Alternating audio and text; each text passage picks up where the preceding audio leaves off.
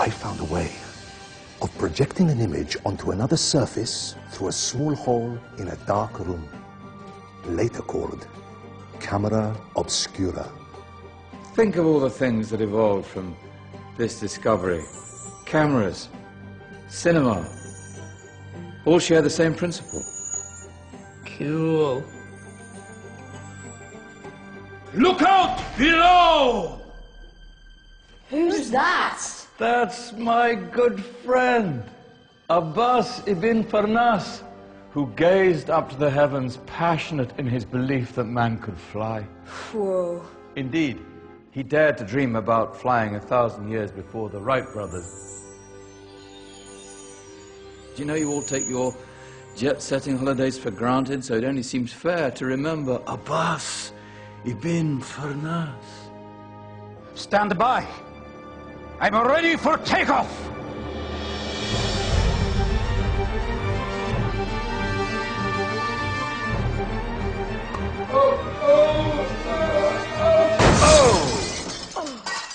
You did forget one thing, though. A tail, useful for landing. Ah, my back. Is there a doctor in the house? Did someone call? Ah, my old friend, why don't you introduce yourself to my young guests? I am Abul Qasim al-Zahrawi. Many call me the father of surgery. Did you actually do surgery back then? Of course we did. In fact, many of the surgical tools that I invented are still used in your modern hospitals.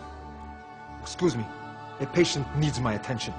Scalpel? I think I may need some stitches. In that case, I'll use catgut. Catgut? From the gut of animals. Perfect for stitching up internal wounds. Your surgeons are still using it today. Sorry, mustache.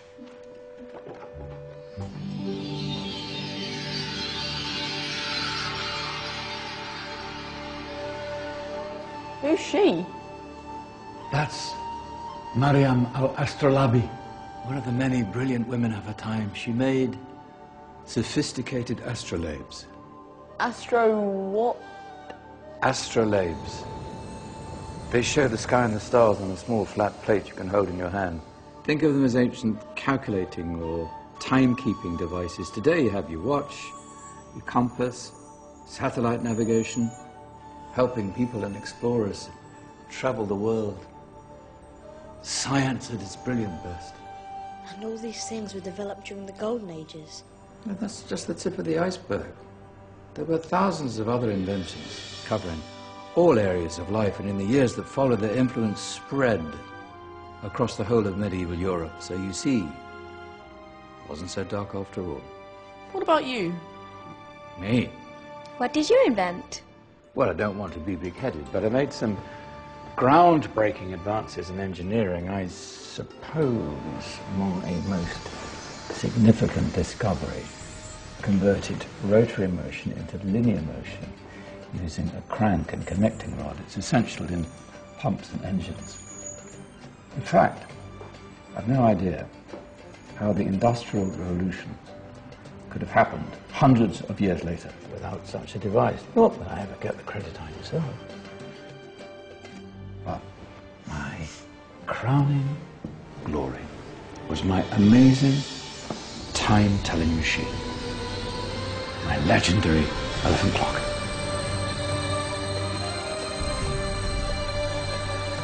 It's a clock. Yes.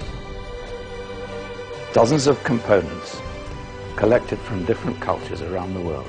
Indian, Greek, Arabian, Egyptian, Chinese. Wow.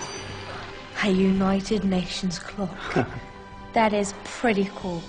Does it actually tell the time? Well, yes, of course. If it wasn't for me, thousands of people would be late for everything. Speaking of time, we better get you back. And remember, spread the word. This was a golden age, and I've only shown you a tiny part of this wondrous time. There are countless other scientists and inventions directly connected to your modern world. You're just going to have to find out for yourselves. No, wait.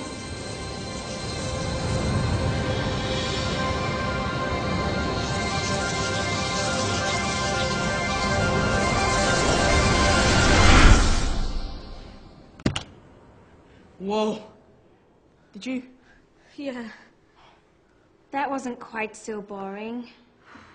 Come on, we're going to be late.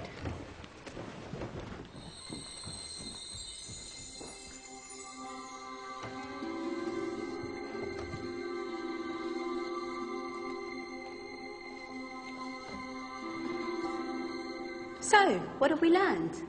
The Romans, the Greeks, the Renaissance, and the Industrial Revolution all have great relevance to us today.